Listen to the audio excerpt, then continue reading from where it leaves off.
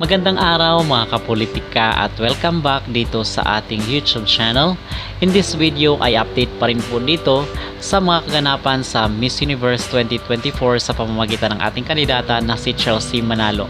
At kung makikita nyo sa pamagat or titulo ng ating video, ay imposibleng hindi mapapansin or hindi napapansin ng mga hurado itong ating kandidata dito sa beauty contest. At the same time, mahirapan po na dayain ng Miss Universe ang maging resulta dito sa kailang beauty contest. Pero bago ang lahat ay huwag kalimutang mag-like at mag-subscribe na rin kayo para updated kayo sa ating mga latest issue. So in this video ay atin pong sasagutin yung tanong na kung saan ay imposibleng hindi mapapansin ng mga judges itong ating kandidata na si Chelsea. At the same time, mahirapan na po na dayain ng Miss Universe ang maging resulta dito sa kanilang beauty contest. So mga kapolitika, recently lang ay maugong at talagang pinag-uusapan, pinagpipiyastahan ng mga netizen online ang mga pagkilala at recognition dito kay Chelsea Manalo. At kahapon po ay trending po itong ating kandidata dito sa Twitter or sa X, na kung saan ay na-feature nga po siya ng Pop Crave. Isa ito sa mga merong milyones na mga followers dito sa X, and then millions rin po, almost 10 million po ang nag-view dito sa kailang pag-feature kay Chelsea. At na-report na nga po natin dito sa ating YouTube channel na itong si Tyra Banks, itong supermodel at TV icon ay napakomment doon sa picture ni Chelsea Manalo. At the same time mga kapolitika, itong host dito sa Telemundo, itong isa sa pinakamalaking sponsor dito sa kailang beauty contest, ay napakomment rin kay Chelsea Manalo at ang sabi niya, stand out daw ang ating kandidata. And kahapon lang po ay na-feature rin po itong si Chelsea dito sa isa sa pinakamalaking page dito sa Twitter or sa X, at umabot po ng 10 million views yung kailang pag-feature dito kay Chelsea.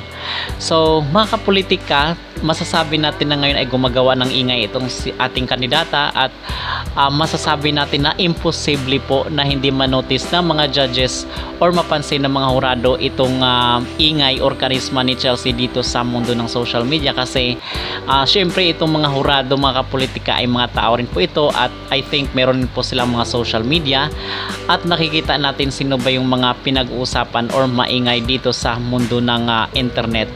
At the same time, yung sinasabi natin na mahirapan silang dayan kasi nga even yung mga international brands, yung mga international na mga personalidad, yung mga kilalang personalidad ay hanga dito kay Chelsea Manalo. So imposible na kung saan ay maichapwera itong ating kandidata. And in fact, yung mga karatig nga natin na bansa dito sa Southeast Asia, especially itong Thailand, itong Indonesia, kasi sinasabi nila na powerhouse din daw sila dito sa pagdating sa mga beauty pageant contest, ay nainggit daw dito kay Chelsea kasi hindi na-feature yung kanilang kandidata ng mga international or mga kilalang tao. At pagdating naman po sa ganda, sa tingin ko mga kapolitika, although napakarami po ngayong mga ganda dito sa kanilang pageant, especially itong mga Latinas at itong mga representative ng mga European countries, sa tingin ko ang maging big factor po dito at maging difference mga kapolitika ay itong personality. Kasi ang personality ni Chelsea, kung makikita nyo, is magaan lang. So kumbaga hindi siya mahirap pakisamahan. At the same time, yung behavior, kasi sa tingin ko dito, kasi bukas na nga itong closed door interview nila, at ito yung kasi dito i-scan ka talaga from head to foot, and dito malalaman ng mga hurado kung sino sa mga kandidata dito sa 120 plus sa mga kandidata ang kailang napupusuan. And I don't think na maging issue or maging problema dito si Chelsea Manalo, kasi mga kapolitika, sa tingin ko ay magugustuhan siya ng mga judges, especially yung kanyang personality. Although sobrang dami nga ngayon, ang sinasabi rin kasi ng mga ibang taga-bansa mga kapolitika ay kung iano mo daw si Chelsea, ihahalo mo siya sa mga magaganda, ay medyo natatabunan daw siya. So ang sagot naman natin doon ay hindi lang naman po ganda kasi ang hinahanap ng Miss Universe. Of course, din po dyan, magmamatter rin po yung pagiging kumbaga yung tinatawag na total package. So kasama na po doon yung behavior, kasama na doon yung personality, yung wit, at the same time kung yung performance dito sa prelim, at the same time sa finals.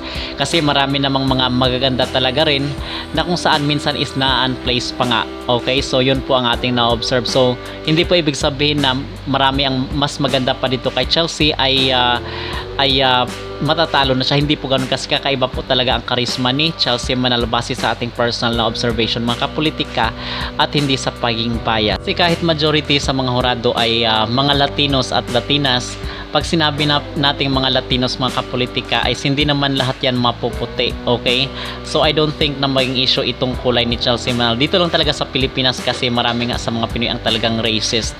Kasi pag dito ka sa Latin America, especially sa Mexico, yung mga ordinary citizen nila ay meron rin pong mga maitim. So merong mga white Latinos at meron rin pong mga black Latinos or meron rin pong mga brown Latinos. So ganun po ang sitwasyon doon. So kumbaga itong mga Latino judges ay makaka-relate rin po dito kay Chelsea na hindi maging issue itong kanyang kulay ng balat, okay? At sa sinasabi na nga natin na hindi lang naman po si Anja Crotatip ang nagde-decide na dito sa Miss Universe. Of course, kasali na po dito ang kanyang business partner na isang Mexican. So hindi na masusulo ni Anja Crotatip ang pagde-decide kung sino ang mananalo, sino ang matatalo dito sa kanilang beauty contest, okay? So sa tingin nyo ba mga kapolitika ay magiging patas ang judgment ng Miss Universe sa ngayong taon? At the same time, napapansin na kaya ng mga judges itong si Chelsea Manalo? Mag-comment sa comment section at huwag kalimutang mag-like at mag-subscribe na rin kayo dito sa ating YouTube channel para updated kayo sa ating mga latest issue.